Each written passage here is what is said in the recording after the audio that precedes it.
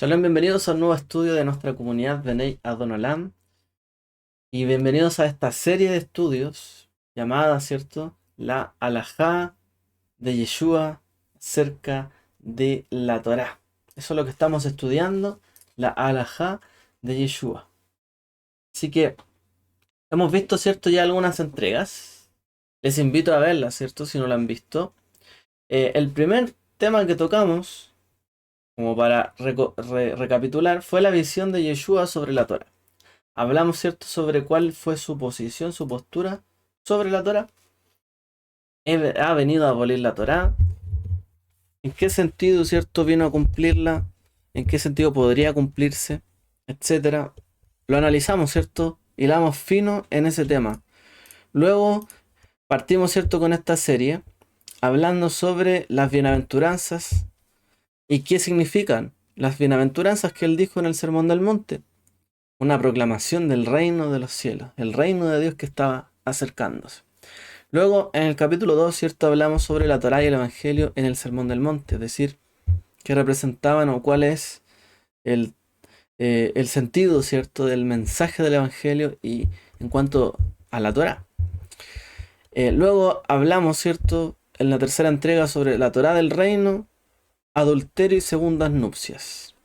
Cosas, ¿cierto?, que le preguntaron a él, cosas que había que resolver, cosas que estaban ahí y la verdad no tenían, eh, tenían mucha discusión y vimos cómo Yeshua se sumó a la discusión, ¿cierto?, que había en su época y también planteó sus puntos de vista referentes de la Torá. Así que tenemos eso y hoy día veremos la cuarta entrega, como aquí se está viendo, ¿cierto?, en pantalla. Ay, perdón, ¿qué pasó? Perdón, algo cambié. Un segundito. Ahí sí, ya. Bueno, veremos la cuarta entrega de esta serie, ¿cierto?, de la alajá de Yeshua y se llama así: El Mesías Yeshua. Enseña la Tanaj, la alajá judía. Y en el fondo el nombre es Yeshua sana y limpia impurezas. De esto se trata, ¿cierto?, el tema de hoy. No es tan largo como los anteriores, así que va a ser un poco más ligero. Y tampoco vamos a responder quizás todas las preguntas sobre esto, pero sí nos estamos armando una idea de cuál fue el tránsito que tomó, ¿cierto?, su discurso, con el cual inició su ministerio de alguna forma u otra, ¿cierto? ¿Cuál fue su discurso? ¿Cómo fue desarrollándolo? ¿Y qué seguía a continuación? O sea, Yeshua empieza a hablar sobre el reino de los cielos que estaba cerca. Vimos todas las alusiones proféticas que él hizo. Vimos, ¿cierto?, cómo él trató el tema digamos, como el significado del Evangelio y la Torá, o sea, lo que estaba detrás de su mensaje. Vimos también que él se sumó a alguna discusión, hablando sobre todo del tema candente de aquellos tiempos, el tema del divorcio. En el fondo él decía, su mensaje fue: no podemos utilizar la Torá para justificar nuestras durezas de corazón. La Torá permite muchas cosas, sí, pero no justifiquemos, ¿cierto?, porque la Torá lo permite, el que nosotros, ¿cierto?, seamos desleales, por ejemplo. Porque nosotros, que la Torá permite dar una carta, o sea, dar carta de divorcio por X o Y razón, bueno, no utilicemos la Torá, ¿cierto?, para, en el fondo, defraudar a las personas, traicionar solo porque está dentro del marco de la Torá. O sea, porque mucho se basaba la discusión en aquella época de Yeshua sobre lo que está dentro del marco de la Torah, lo que está fuera del marco de la Torah, qué estaría permitido y qué no estaría permitido. Pero en realidad, Yeshua está diciendo con una voz de autoridad, aun cuando algo esté permitido, no debería, ¿cierto?, ser una excusa para hacer cualquier tipo de acción, ¿cierto?, solo porque esté dentro del marco de la Torah o de la ley. En el fondo, no usar la Torah como una excusa, ¿ya?, para nuestro accionar. Y vemos, ¿cierto?, que luego de que él habla todo esto, después del sermón del monte o de la montaña, Yeshua desciende. Las multitudes habían oído predicar a Yeshua en aquel monte de Galilea y ellas estaban sobrecogidas, esas multitudes. Y eso solo por sus palabras. Solo por su mensaje la gente ya estaba sobrecogida.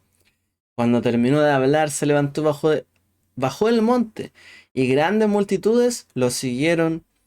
El aire debía estar cargado de entusiasmo, curiosidad y asombro. ¿Qué haría ahora Yeshua? ¿A dónde iría? Había hablado del reino de los cielos. Había dicho que se acercaba. Estaban a punto de presenciar el cumplimiento de siglos de esperanzas proféticas. Tal vez, pero no exactamente como lo esperaban. Ya. Lo siguieron porque querían ver. Bueno, el que anunció todo esto, queremos saber qué va a pasar ahora. ¿Qué sigue? Ya escuchamos su mensaje, pero ahora, ¿de qué manera esto se cumplirá? Yeshua se encuentra con un leproso. Mateo 8:1 dice, cuando bajó del monte, le seguían grandes multitudes, y he aquí que un leproso se le acercó y se arrodilló ante él diciendo, Señor, si quieres, puedes limpiarme. ¿Cómo consiguió aquel leproso atravesar aquellas multitudes? Es en sí mismo un misterio, tal vez incluso un milagro. La Torá da instrucciones estrictas a los leprosos. Cuando dice en Levítico 13:45, el leproso enfermo se vestirá con ropas rasgadas y dejará suelto el pelo de la cabeza, se cubrirá el labio superior y gritará, impuro, impuro. Permanecerá impuro mientras tenga la enfermedad. Es impuro. Habitará solo en una morada fuera del campamento. La lepra o la tzarat, llamada así en hebreo, es una de las enfermedades eh, o de las fuentes, mejor dicho, de impureza, algo que impurifica, que descalifica a una persona para algún acto santo o sagrado. Y la impureza es una enfermedad gravemente contagiosa. Es decir, la enfermedad en sí ya es bastante mala cuando uno habla de esa lepra que aparece en la Biblia, ¿cierto? Esa enfermedad de afección a la piel. Pero cualquier persona o cosa que un leproso toque, se siente o se acueste sobre ella o se vuelve impura. Incluso si la persona no contrae la enfermedad, es decir, bastaba con que el leproso tocara o entrara cierto alguien en contacto con algo que tocó el leproso para quedar impuro. Una persona impura no puede ir al templo, no puede traer una ofrenda o sacrificio, no puede comer nada que haya sido sacrificado en el altar. Debe someterse a un proceso de lavado y limpieza. Si un sacerdote o levita se vuelve impuro, no puede servir en el templo, ni siquiera comer su comida que viene del templo y es sagrada. Solamente, ¿cierto? Esa comida podían comerla ellos. Tenía un contexto, ¿cierto? Sagrado. Por lo tanto, si estaba impuro, no podía comer de esa comida. La lepra, acordemos, era una enfermedad horrible. Un leproso era abandonado a una vida de miseria, sin esperanza de curación mientras su cuerpo se pudría lentamente. Una especie de sarna, ¿cierto?, en el cuerpo. Su presencia infundía temor en el corazón de cualquiera que tuviera la desgracia de cruzarse en su camino. Es decir, si venía un leproso, símbolo de que mi vida podría llegar a ser miserable como la de un leproso, la gente se alejaba.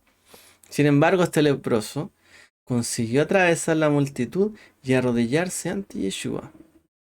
Es decir, no estaba alejado del campamento, sino que se acercó, atravesó toda una multitud y se puso ante Yeshua. ¿Qué debía hacer Yeshua ante esto? La multitud esperaba que emprendiera una misión sagrada. Yeshua, ¿cierto? Que limpiara el templo. Si él dijo, el reino está cerca, que derrotara a los romanos, que iniciara la era del Mesías. Por algo la multitud lo siguió, algo así. ¿Y si el Mesías se volviera impuro? ¿Y si se convertía en leproso? Imposible. Y sin embargo, Yeshua les sorprende haciendo exactamente lo que más temían. O sea, si todos estaban viendo una chispa, una luz del Mesías en él, en este momento estaba frente a la persona que lo podía impurificar para llevar adelante esa labor mesiánica. O sea, la gente estaba temiendo, ¿cierto? Que aquel que venía y que los animó y despertó sus corazones, en este momento quedara descalificado inmediatamente. Y extendiendo la mano, le tocó diciendo, quiero, queda limpio. O sea, sé limpio. Y al instante su lepra fue limpia. Eso le dijo Yeshua, ¿quieres ser limpio? Y él dijo, y extendió la mano, lo tocó diciendo, o sea, Yeshua extiende su mano, toca al leproso y él dice, quiero, va a ser limpio. Yo quiero, ¿cierto? Seas limpio. Y al instante su lepra quedó limpia. Es decir, Yeshua dijo, quiero que seas limpio. Y él quedó limpio o puro, ¿cierto? Bueno, esto es algo que no sucede, es un milagro. No sé si hay algún caso registrado de leprosos curados naturalmente en tiempos bíblicos. Sabemos de algunos casos, pero de una manera natural, sin un profeta de por medio, o que sencillamente ni siquiera lavándose, o sea, ni siquiera se tuvo que sumergir en aguas y fue sanado.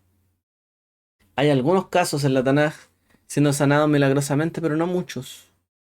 Y aquí ante muchos testigos, una multitud, Yeshua curó a este leproso y al hacerlo creó o nos creó otro problema. La Torá es clara. Cualquiera que toque un leproso se vuelve impuro, tanto si contrae la lepra como si no la contrae. Yeshua podría haberle curado con una palabra, haber dicho, se limpió. Y hubiese sido, y de hecho lo había hecho y lo iba a hacer muchas veces. Con una palabra, se limpió y la gente sería limpia. Pero Mateo tiene cuidado de decirnos que Yeshua extendió su mano y tocó al leproso. O sea, lo hizo a propósito. No solamente estaba realizando un milagro, también está haciendo una declaración sobre cómo se relaciona con la impureza. Está interactuando con las leyes de la Torá y debemos intentar comprender el significado de este toque, es decir, cuando va y toca al leproso. Ante esto podemos decir que Yeshua no tiene temor o no muestra miedo a la impureza. No tiene miedo de volverse impuro, para nada. Llegó, extendió su mano y le tocó. Por un lado, no tenemos constancia de que alguna vez se volviera impuro y necesitara ir a alguna mikve para lavarse y quedar limpio de nuevo. O sea, no vemos que en algún momento Yeshua se impurificó, tuvo que ir rápidamente a un mikve y volver, ¿cierto? Porque quedó inhabilitado para algo. Eso no aparece en la escritura.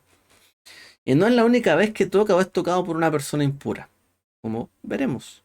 Por otra parte, estoy seguro de que estaba acostumbrado a ir a la mikve antes de ir al templo o de tocar objetos sagrados, como lo hacía todo el mundo. Si era la costumbre, ¿cierto?, de todo Israel, ascender a Jerusalén, a Jerusalén o al templo. Bueno, antes de ir al templo había que purificarse. Si hoy día usted va, ¿cierto?, al cótel en Israel, tiene que lavar sus manos, tiene que hacer un acto de purificación, ¿cierto? Bueno, en aquel entonces eso existía y había mikvaot, ¿cierto? Habían receptáculos de agua donde sumergirse y purificarse. Por lo tanto, Yeshua también podría haberlo hecho o haber estado acostumbrado a esto.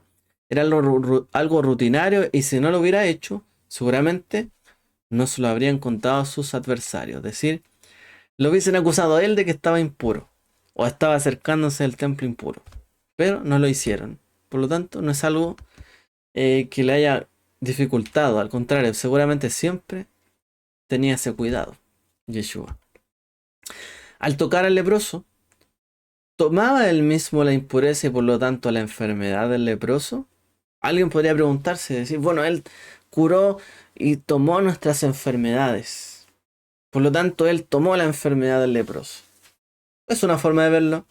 Se ajusta a un modelo de vida y ministerio. Yeshua cargó con nuestros pecados y enfermedades. Sin embargo, no vemos ningún indicio en el relato de que se volviera impuro. Es decir, el texto no dice que Yeshua se volviera impuro por causa nuestra o por causa de aquel leproso. No lo menciona. Por otra parte, una vez que tocó al leproso, la lepra se curó y desapareció. podría ser que no quedara ninguna impureza que pasara del leproso a él. O sea, en ese momento que lo tocó, quedó sano. Y por supuesto, aunque lo haya tocado, si ya había quedado sano, nada se podía traspasar a él. O podría ser que en Yeshua la santidad y la limpieza eran simplemente más poderosas que la impureza y por lo tanto la transferencia ocurrió en la dirección opuesta. Es decir, en vez del leproso transferirle, ¿cierto?, la impureza a Yeshua, Yeshua le haya transferido, digamos así, la pureza, ¿cierto? O la santidad a este leproso. De tal forma que cuando lo tocó y Yeshua tuvo la intención de transmitir sus palabras, ¿cierto?, con plena santidad, fue sano.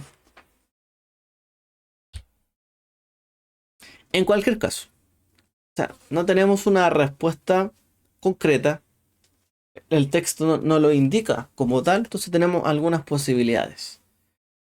Nos quedamos con el problema de un leproso limpio. ¿Qué hacemos con él? O sea, ok, impurificó o no a Yeshua, es un tema, pero ahora el asunto es que, bueno, ya quedó limpio. Ahora, ¿qué se hace con este leproso? La Torah da instrucciones para un caso así, aunque sea raro. Aunque sea raro. ¿Qué dice Levítico? El Señor dijo a Moisés: esta será la ley del leproso para el día de su purificación, será llevado al sacerdote. El sacerdote saldrá del campamento y el sacerdote lo examinará. Entonces, si la enfermedad leprosa ha sanado en el leproso, el sacerdote mandará que tomen para el que ha sido purificado 2 aves limpias, vivas, madera de cedro, escarlata e hisopo. Y así dijo Yeshua al leproso. Referente a este texto. Mateo 8:4 dice: mira, que no digas nada a nadie. Si no ve, muéstrate al sacerdote y ofrece la ofrenda que mandó Moshe como prueba al pueblo. Eso le dijo Yeshua a este leproso que había sido sanado. Yeshua está operando en el marco de la Torá. Él le dice al leproso que haga lo que dice la Torá.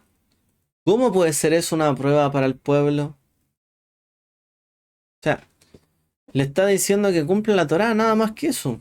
Anda y preséntate al sacerdote. Y la Torá dice que cuando una persona haya sido limpia, ¿cierto?, de su impureza o de la lepra, tenían que presentarse al sacerdote y ofrecer sacrificio, una ofrenda. Y es lo mismo que le dice Yeshua. Pero ¿por qué dice que esto sería una prueba al pueblo? ¿Cómo puede ser eso una prueba si es lo mismo que dice la Torá? O sea, no es nada más de lo que ya sabemos. Ahora, intenta ir a un hospital y pedir que te examinen para verificar que te has curado de una enfermedad incurable. O sea, pensémoslo de otra manera contemporánea, ¿no? Estaba enfermo, tenía cáncer. Bueno, anda al hospital para que te revisen los que ya te conocen, para que verifiquen que te has curado completamente de una enfermedad que no se podía curar. Causarías un revuelo. No se trata de un asunto rutinario. Si los médicos saben que tienes la enfermedad y saben que no hay cura para ello, y sin embargo te presentas sano y enteramente sano, exigirán saber cómo sucedió, o sea, qué pasó aquí. Algunos lo dirán, ¿cierto?, atónitos, y otros quizás dirán, bueno, ¿qué acaso encontró la solución para esta enfermedad? Querrás saber algo. Em, ¿Qué médico te curó? ¿Qué tomaste? ¿Qué hiciste? ¿Qué alimento, medicina o tratamiento milagroso encontraste que hizo posible tu curación? Sin duda un testimonio poderoso. ¿Para quién? Para el que conoce de esto. A partir de aquí, Mateo relata una serie de documentos de Yeshua con diversas personas, la mayoría de las cuales requerían algún tipo de curación. Pero en este estudio, ¿cierto?, nos centraremos en 2 más que se relacionen específicamente con las leyes de la impureza de la Torá. Es decir, hubo muchos casos en donde Yeshua sanó enfermos. Pero hablemos de estos 3 casos, ¿cierto?, que tratan de temas relacionados con la Torá y la pureza. Es importante ver Para esto, dos cosas. Una, Mateo no está dando detalles que conectan cada incidente con las leyes correspondientes de la Torá. Es decir, no todas las cosas que pasaron y a toda la gente que sanó Yeshua les dijo algún verso, hazlo como la Torá lo dice. O apuntó algún ejemplo de la Torá. Eso no es así. Y otro punto es que Yeshua, el segundo, ¿cierto? Yeshua está actuando dentro del marco de la Torá, aunque de manera inesperada. Es decir, Yeshua estaba aconsejando y realizando obras dentro del marco de la Torá. A todos los estaba sorprendiendo, pero estaba dentro del marco de la Torá. Él estaba, ¿cierto?, dentro de la Torá. A Yeshua se le pide que resucite a los muertos. Eso podría ser un poco mucho, como se dice. No será mucho, no será pedir demasiado, resucitar a un muerto. Me puedo entender que a lo mejor esta persona tenga fe y ore o le diga a alguien y sea sanado, pero ya resucitar muertos estamos hablando de otro nivel. Sin embargo, eso es exactamente lo que alguien se atrevió a pedirle a Yeshua. No estoy seguro de si Yeshua había resucitado ya a alguien entre los muertos. O sea, quizás no sabemos si ya había hecho algo y le estaban pidiendo por esta misma razón. A lo mejor algo habían escuchado. Porque pedirle a alguien que resucite un muerto, o sea, está difícil. La creciente reputación de Yeshua era el resultado de muchas curaciones exitosas de enfermedades, incluso expulsando demonios. Pero sí había una trayectoria en Yeshua. Ya había hecho obras milagrosas. Pidámosles entonces, si alguien se murió, que lo resucite. Pero el amor y la desesperación de un padre están dispuestos a intentar cualquier cosa cuando le pasa, cierto, a sus hijos. Y esta era su oportunidad. Mateo 9:18 dice, mientras Yeshua les hablaba así, y aquí que un gobernante entró y se arrodilló ante él diciendo, mi hija acaba de morir, pero ven y pon tu mano sobre ella y vivirá. Aparte de la pregunta obvia de si Yeshua era capaz de hacer tal cosa, hay algunas cuestiones de la Torá que deberían regir la forma en que responde a esta indignante petición. Podríamos llamarle así. O sea, ¿cómo se le ocurre pedir algo como esto? De hecho, piénsalo de otra manera. Si alguien le pide algo tan difícil a Yeshua que no sea capaz de cumplir, lo va a dejar en evidencia y en vergüenza. Cuando la gente le quiere ser su enemigo, le va a pedir algo imposible que cumpla. Va a querer dejarlo en evidencia, le va a pedir algo que va a ser difícil de cumplir. Ya, pues entonces demuestra que puedes hacer esto. A ver si puedes. Siempre va a desafiar con algo, ¿cierto? Que piense que la persona no puede llegar a hacer. Entonces, si Yeshua no cumplía una petición como esta, probablemente hubiese sido motivo, ¿cierto? De vergüenza, por así decirlo, o de indignación para los demás. No pudo cumplir esto. Bueno, él se enfrenta a esta situación. El que toque, dice la Torá, número 19:11. El que toque el cadáver de cualquier persona quedará impuro 7 días. Se limpiará con agua al tercer y al séptimo día y quedará limpio. Pero si no se limpia el tercer día y al séptimo día no quedará limpio, dice la Torá. Es decir, cuando alguien toca a un muerto queda impuro. Según la Torá, un cadáver humano es la fuente más potente de impureza, incluso más que un leproso. Tocar un cadáver causa una impureza que tarda 7 días en limpiarse, mediante un costoso proceso que implica sacrificios y lavados. O sea, para volver a purificarse de tocar un cadáver, tomaba 7 días y arduos, difíciles. Así que bien podríamos esperar que Yeshua respondiera, gracias, pero no gracias. Mira, gracias por haber venido ante mí y tener esa fe, pero no gracias, no voy a ver eso. Ve y pon tu mano sobre ella y tal vez viva. O sea, ¿quieres que yo la coloque en la mano? Bueno, ve, pon tu mano sobre ella y tal vez viva. Un tal vez, ¿cierto? Yeshua, sin embargo, no dice tal cosa. De hecho, no dice nada en absoluto. Yeshua no dijo nada. Yeshua se levantó y le siguió con sus discípulos. Es decir, le estaban pidiendo un caso complejo. Hizo Yeshua, no le dijo sí, lo haré. Fue con él. Y todos quedaron ahí expectantes. ¿Qué ocurrirá aquí? ¿Qué pasará? Quedó la expectación. En el camino Yeshua cura a una mujer con una hemorragia. Un sangrado, ¿cierto? Dice Mateo 9:20. Él se levantó y le siguió. Siguió caminando y aquí que una mujer que padecía una hemorragia desde hacía 12 años se acercó por detrás y tocó los flecos de su manto. Una escena tras otra. La mujer llegó y tocó el borde de su manto, pues se decía a sí misma, con solo tocar su manto quedaré sana. Ellos querían tocar y que él tocara, ¿cierto?, sus vidas de alguna forma. Querían palpar la sanidad, la salvación. Querían palpar, por así decirlo, las palabras que él había predicado y dicho discursivamente, ¿cierto?, en el monte. Ellos querían saborear, sentir realmente lo que él había hablado. Y no solo eso, sino que como esta mujer estaba segura de que si solamente lo tocaba y tocaba su manto, ni siquiera él, podría quedar sana. Esa fue la expectativa que él levantó en ese momento, cuando habló en el monte. De camino a la casa del gobernante, para ver a su hija que había fallecido, Yeshua se encuentra con otra persona que es una fuente primaria de impureza, según la Torá. En este caso se trata de una mujer que ha sufrido flujo de sangre durante 12 años. Eso impurifica. Ahora bien, cualquier hombre o mujer que sea una fuente primaria de impureza puede hacer impuras a otras personas o cosas tocándolas. De nuevo, esta mujer podría haber impurificado a Yeshua.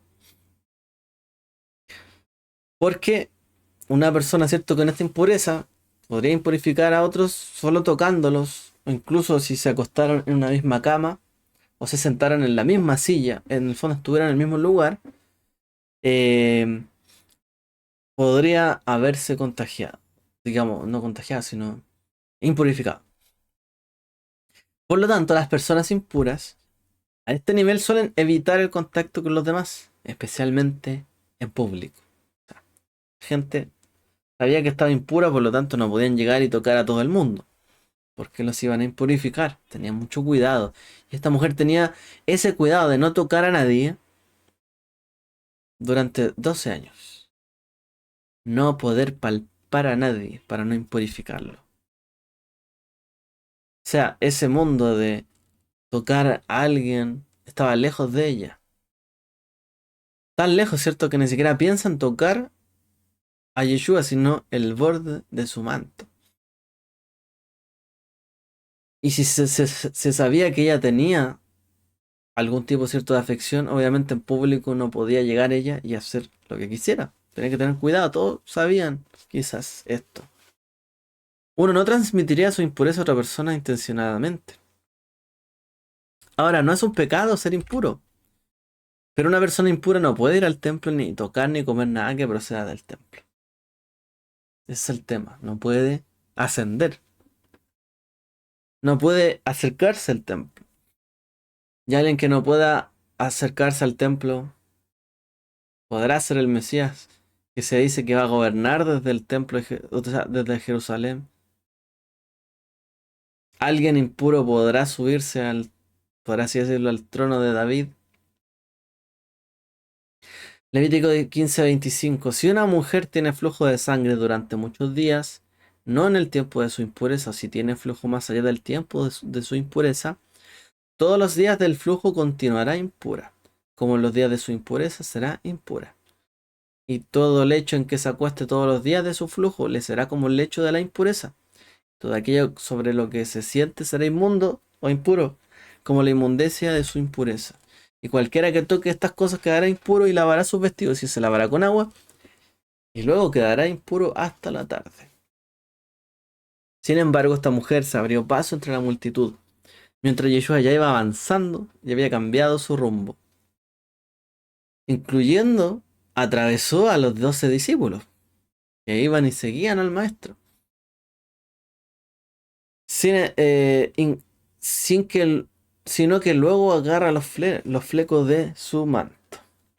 Debía hacer esto, debía saber, perdón, que esto hacía impura la ropa de Yeshua. ¿Sí o no? Probablemente también al mismo Yeshua. Si tocaba su ropa, le iba a impurificar. La prenda que ella tocó no solamente era una camisa o un manto común, sino que era el tzitzit de su talit. Es decir, una de las bolas de su prenda de 4 esquinas que los varones judíos están obligados a llevar para recordar los mandamientos de Dios, ¿cierto? Estos hilos del talit. Y tal vez pensó que esta prenda sagrada sería más potente para curar.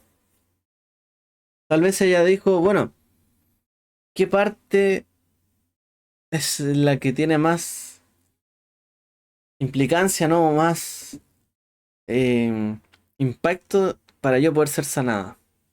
La parte más sagrada del manto, ¿cuál es? El tzitzit. Donde ahí, ¿cierto? Se reflejan los mandamientos, ¿cierto? Tal vez pensó que esta prenda sagrada sería más potente para curar, o tal vez el fleco colgante era lo más fácil de agarrar. Si quería seguirlo, era lo más fácil de lo que tomarse. En cualquier caso, lo tocó. Yeshua pudo o no haber sentido el toque o, o el tirón de su tzitzit. O sea, es una prenda, es como un hilo, ¿no? Que va de mi ropa, si alguien lo toca, está colgando, no está pegada al cuerpo, está colgando. Puede que lo haya sentido o no. Pudo haberlo sentido o no. Sin duda, sin duda. Toda la multitud lo empujaba y se agitaba a su alrededor. Y probablemente mucha gente lo tocó. Probablemente él tuvo que hacerse paso, como dice el relato de Marcos. Pero él sabía que algo había sucedido. Dice, Yeshua se volvió y al verla dijo, anímate, hija, tu fe te ha salvado. Y al instante la mujer quedó sana. El acto de fe y valentía de la mujer logró lo que ella esperaba. Yeshua la declaró sana y quedó curada. Este milagro nos deja de nuevo con el mismo dilema que el anterior. ¿Y qué pasó con la impureza? ¿Tomó Yeshua su impureza sobre sí? ¿O dominó su impureza con su pureza y santidad? ¿Qué pasó aquí? De nuevo la historia no revela ningún indicio de complicaciones derivadas de su impureza. Pero ahora está a punto de encontrarse con un problema peor. O sea, todavía tenemos dudas. Pues Yeshua se volvió impuro o no con esto. O si no se volvió impuro, cargó con su enfermedad. Bueno, y si no cargó con su enfermedad, ¿qué pasó aquí? ¿Qué implicancia tuvo esto para el Mesías? Para Yeshua. Bueno, la resurrección de la joven muerta. Mientras Yeshua seguía ahora su camino, llegó a la casa del gobernante, donde yacía la muchacha muerta. Encontró a la familia, a los amigos, a los dolientes ya inmersos en su duelo. Inclusive en aquellos días tenían plañideras profesionales, es decir, gente que lloraba escandalosamente, miembros de la familia o del pueblo que sabían qué hacer, qué oraciones rezar, qué cantar, incluso hacían los sonidos de duelo apropiados, ¿cierto? El llanto preciso para conmover, ¿cierto? Ese momento, según dictaban sus costumbres. O sea, probablemente había una gran conmoción, no solo estaba el padre, estaban familia, amigos, todos. Y cuando Yeshua llegó a la casa del príncipe y vio a los flautistas y la multitud que armaba alboroto, dijo, idos, porque la muchacha no ha muerto, sino que duerme. ¿Qué está diciendo esta persona?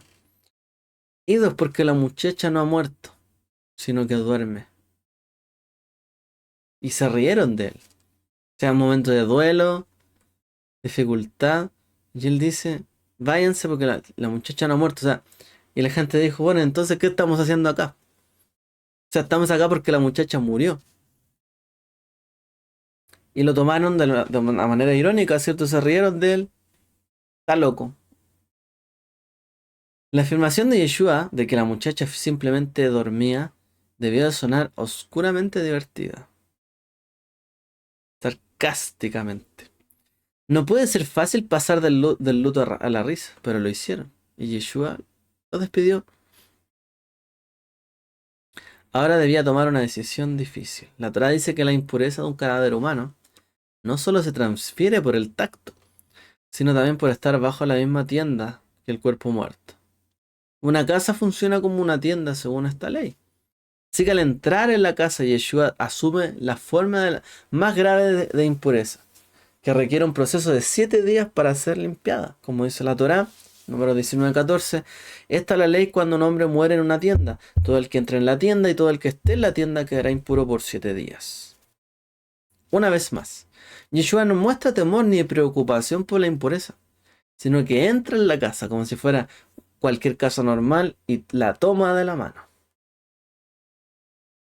Mateo 9:25. Pero cuando la gente fue echada afuera, o sea, Yeshua los echó, él entró, la tomó de la mano y la muchacha se levantó y la noticia corrió por toda la comarca. Su acción devuelve la vida a la muchacha y ella se levanta. Posiblemente era la primera vez que resucitaba a alguien de la muerte. Incluso las personas que le seguían con la esperanza de ver y experimentar milagros probablemente no esperaban este. Este milagro ya era demasiado para ellos. Volver a alguien de la muerte.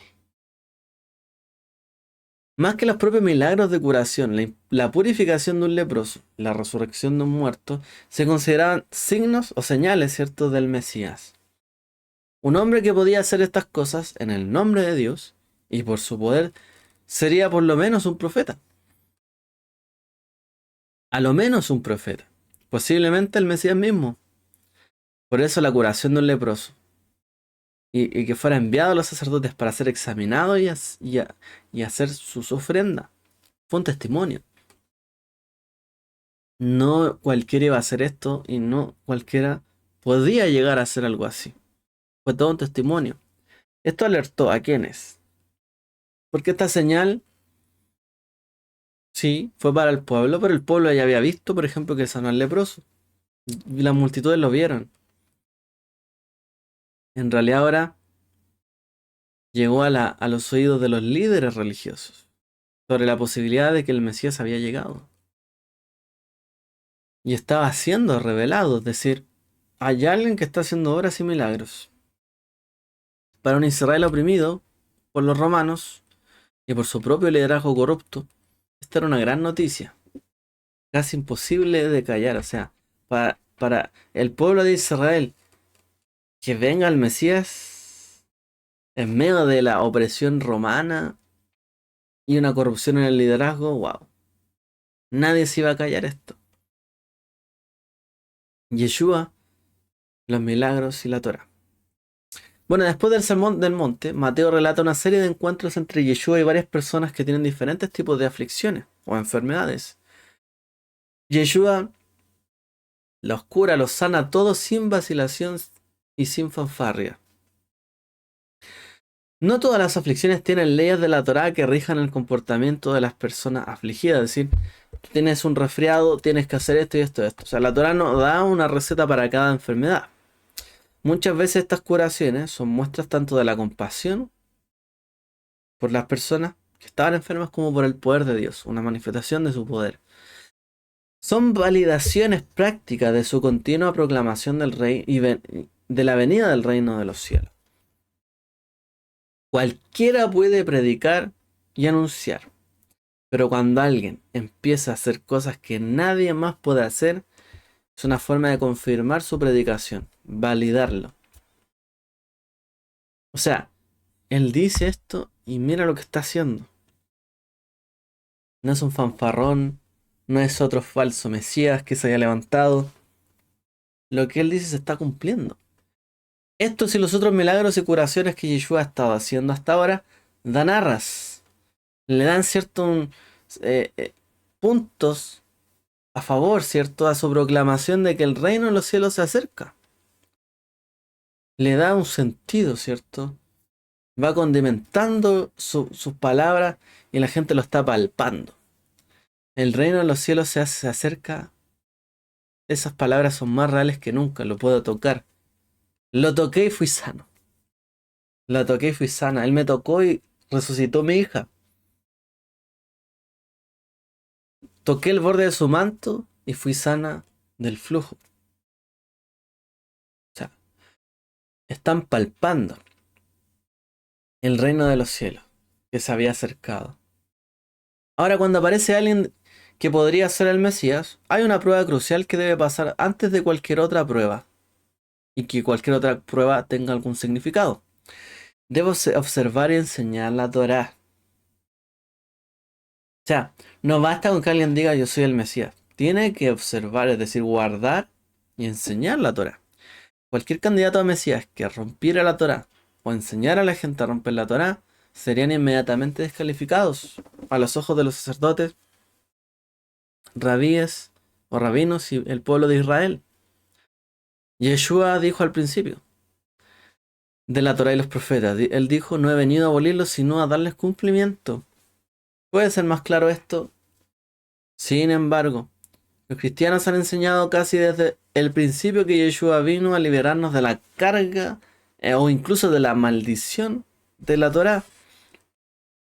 Es decir, como que toda la Torá es maldición, es una carga, y que Yeshua la cumplió para que nosotros no tuviéramos que hacerlo. Esta es una de las razones por las que los judíos han sido enfáticamente incapaces de considerar a Yeshua como un posible Mesías. Si él quebrantó la Torá, este es el fin de la historia. Se acabó. Yeshua incumplió la Torá, se acabó. No es el Mesías. Pero él sí las cumplió. Observó la Torá y la enseñó. Y no solo que la guardó y la enseñó, sino que ahora el pueblo estaba viendo que la intención de la Torá, que es sanar el cuerpo, dar vida, que es salvar, quitar la opresión, se estaba cumpliendo también. O sea, él actuaba dentro del marco de la Torá, pero hay sorpresa. ¿Hay algo en contra de que una persona sane a un leproso? ¿Hay algún mandamiento, alguien que diga la persona que sana a un leproso es hereje? No, pero nadie esperaba algo así. Parece que esta persona entiende, no solo está hablando, por supuesto, dentro del marco de la Torá, sino que está haciendo cosas dentro del marco de la Torá que nosotros no imaginábamos que podían cumplirse y hacerse. Como lo que habían anunciado los profetas, que serían los enfermos sanados. De muchos tipos de enfermos.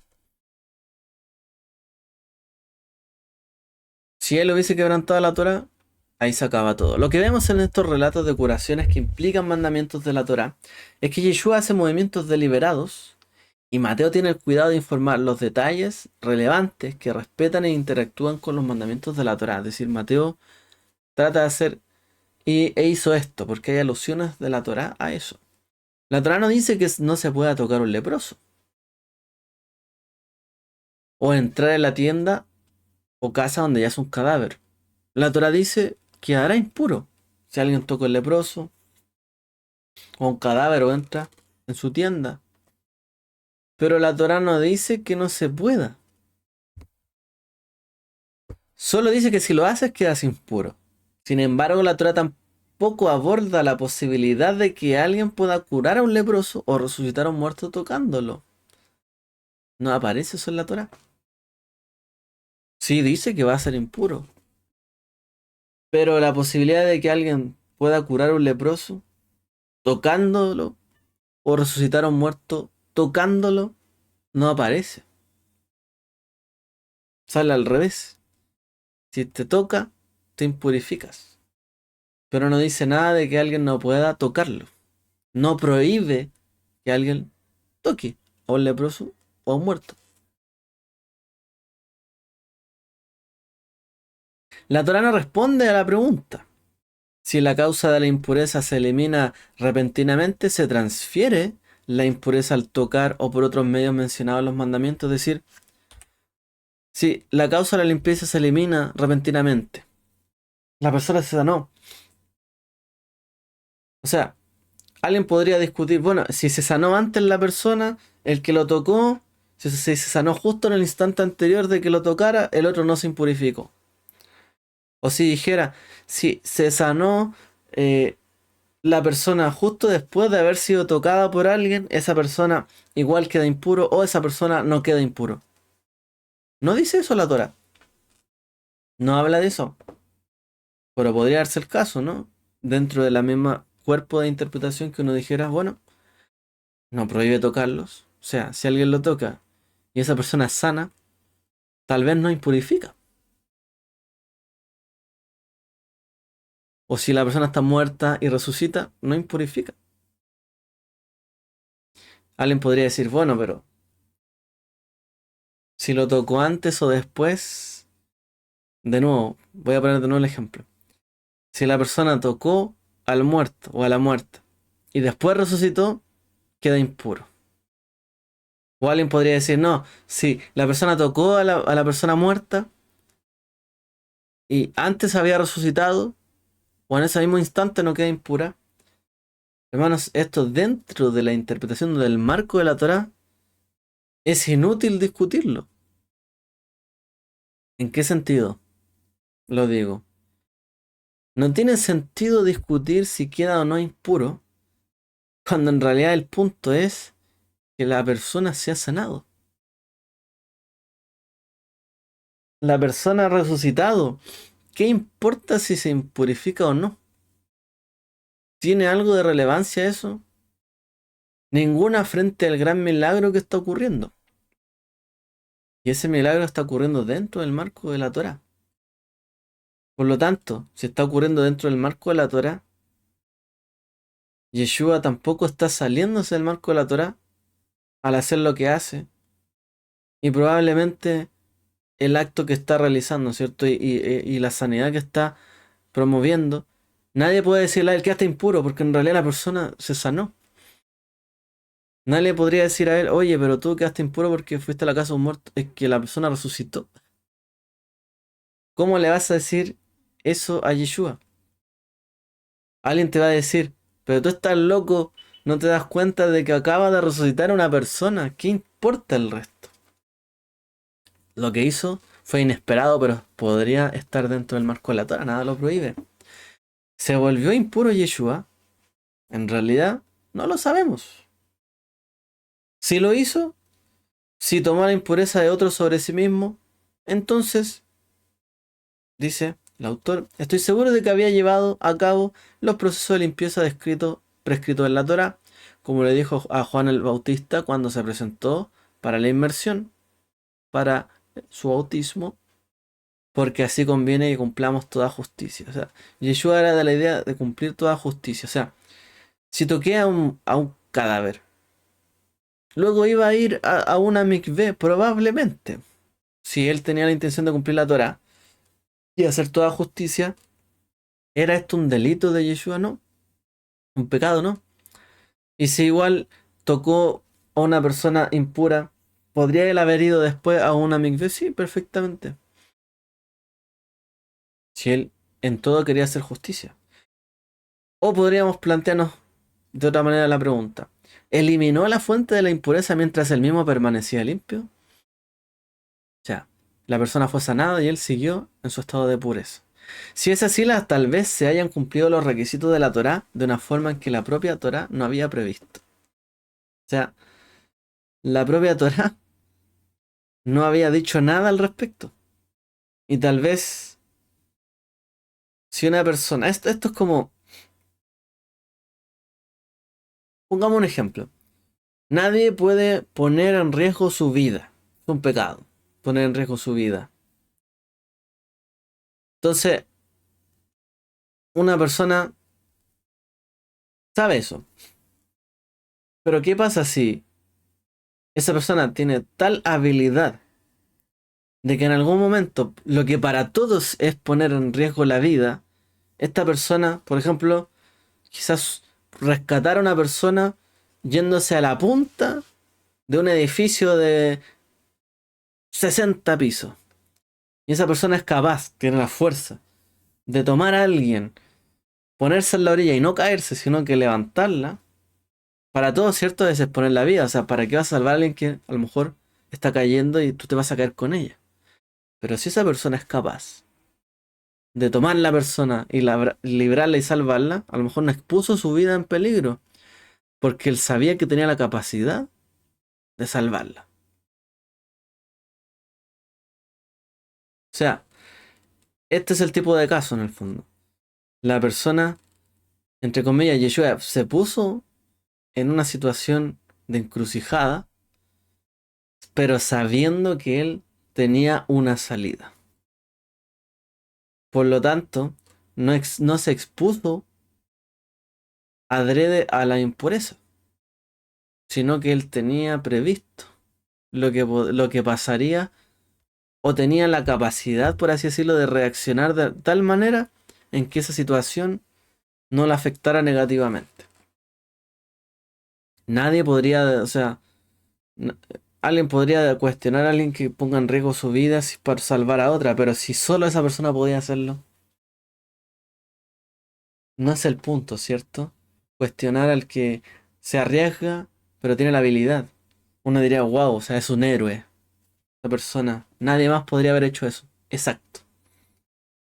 Y la Torah no habla nada de esto, porque la Torah tampoco está motivando, dentro de su contexto, a que la gente se ponga en riesgo a la impureza. La Torah, por lo tanto, no va a legislar sobre gente que quiera ponerse en riesgo de impureza o impurificación, o que quiera poner en riesgo su vida o su reputación. O sea, la Torah no va a legislar, y si una persona se murió, no vayas tú a decir que puede resucitarla. Obviamente esa persona se está poniendo en tela de juicio porque quiere hacer algo que a lo mejor no puede hacerlo. La Torah no legisla ese tipo de cosas, pero sí da el marco sin motivar a que alguien haga un acto como este. En el fondo no lo cuestiona, no se cuestiona. La Torah no cuestiona a un Mesías o a una persona que resucite a un muerto. En cualquier caso, tanto Yeshua por sus acciones como Mateo por su relato de las mismas, afirman la Torah los casos en que toca situaciones de curación. Y esto es lo que nos llevamos, ¿cierto? Es decir, así conviene que cumplamos toda justicia. Y todo lo que pasó en la vida y el ministerio de Yeshua lo reafirma y confirma que él cumplió la Torah. O sea, inclusive en casos donde esto no es pecado, no es un pecado tocar un cadáver, pero sí impurifica. Entonces uno diría, bueno, aquel que está impuro puede ir a Jerusalén y ser el Mesías, impuro en su condición. Bueno, resulta que inclusive las sanidades que hizo podían librarle a él, ¿cierto?, del objeto de ser señalado como impuro, pecador, transgresor de la Torá, y en toda su dimensión en el fondo no poder ser cuestionado, porque había algo dentro de la Torá en el fondo que lo respaldaba, estaba dentro del marco, todo lo que hizo estuvo dentro del marco de la Torá. Incluso los milagros y sanidades, que alguien podría decir, bueno, se expuso demasiado. Sí, tocó a alguien con flujo de sangre, podría haberse contaminado, pero no pasó. O si pasó, se habrá purificado. El punto es que todo lo que hizo estuvo dentro del marco de la Torá, para que nadie cuestionara su autoridad. Y para que la misma gente entendiera que así como Yeshua en el capítulo anterior vimos, que dijo no usen la Torá, en el caso del divorcio, que cuando habló, como una excusa para sus problemas, ciertos, personales en su corazón, no la utilicen como una excusa, aquí también nos está diciendo algo adicional. No usen la Torá como una excusa para no hacer el bien y para no hacer lo que está correcto hacer. El problema no es que, ay, es que voy a caer en esta condición. El buen samaritano, por ejemplo. la parábola de Yeshua, apunta en la misma dirección. No porque algo impurifique, no porque algo me vaya a afectar, a mí me puede retraer de hacer el bien. La Torá no va apunta en esa dirección. Al contrario, la Torá apunta, ¿cierto?, en resguardar ciertas cosas. Pero si tú tienes en ti la capacidad de hacer el bien y Dios te respalda, hazlo. No es que puede que sea cuestionable.